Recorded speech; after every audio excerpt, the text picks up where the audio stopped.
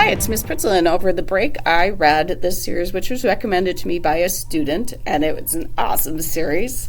It's called Red Rising, so I got to get rid of all these books. So, Red Rising is the name of the first book and the name of the series. It's by Pierce Brown. So this is sci-fi dystopian, but I also need you to understand it is set in outer space. The first book takes place totally on Mars, but Mars is a whole lot like Earth in this. It's all terraformed to be like Earth. The second book, Golden Sun, some of it takes place on Mars, but it also takes place on Luna, and mostly Luna, which is our moon, and which is now kind of the seat of power. And this is Golden Sun. And the third book, Morning Star, is kind of the final big battle between the different warring factions.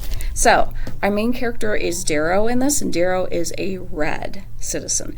Reds are the lowest of the low citizens. Golds are the highest. And there's a group called Aries, and that is a group of reds.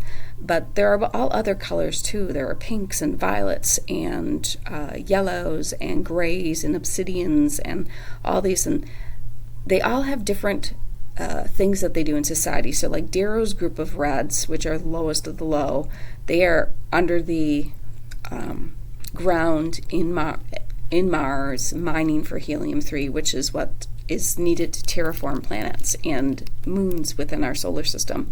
So pretty much the human race is spread out to our entire solar system, including Neptune and Jupiter, or Neptune and Pluto, but like the gas giants, most of the moons have been terraformed, so people are living there.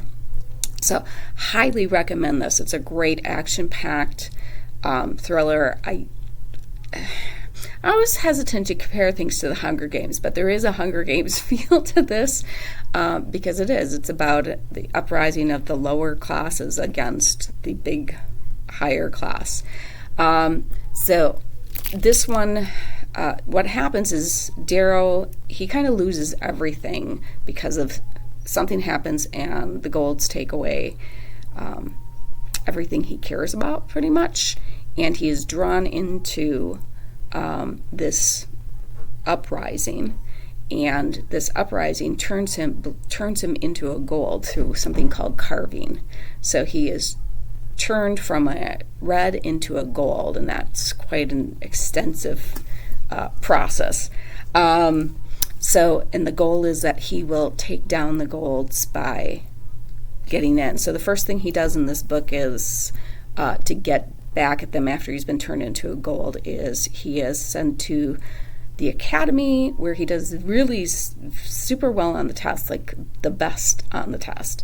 But then they're all thrown into this kind of medieval warfare activity, which is a little Hunger Game-ish. So that is the vast majority of this book. So there's a lot of action and some interesting war things going on in this book. The second book, so Darrow has succeeded at the academy, and now he has won a place in the institute, and they're once again mock battles, but they're not really mock battles because people die, including in the first book. During these battles, they're like, there's an acceptable loss amount.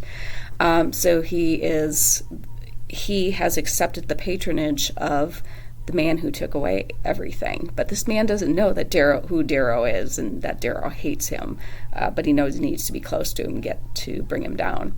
So he kind of loses that person's favor, but he also wins it back through this book. And during this book, the big battle is he calls down what's called an Iron Rain, and the Iron Golds are the warrior class, and Darrow has become that warrior class. And he's an excellent leader, and he's got a ton of people who follow his lead.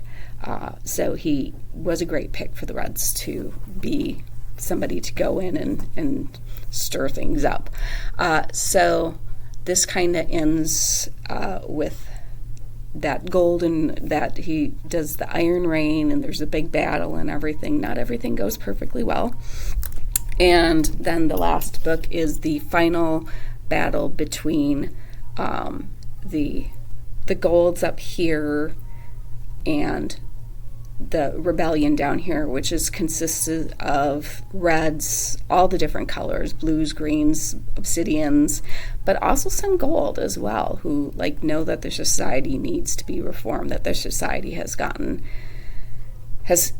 off track from where it was intended to be.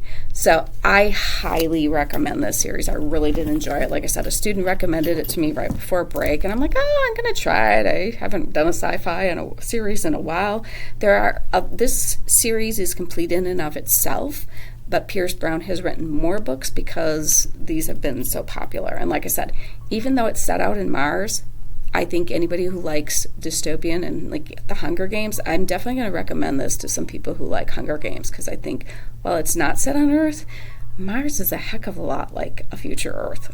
So once again, if this is not your cup of tea, I'll help you find something else. Otherwise, have a fantastic day and keep on reading. Bye.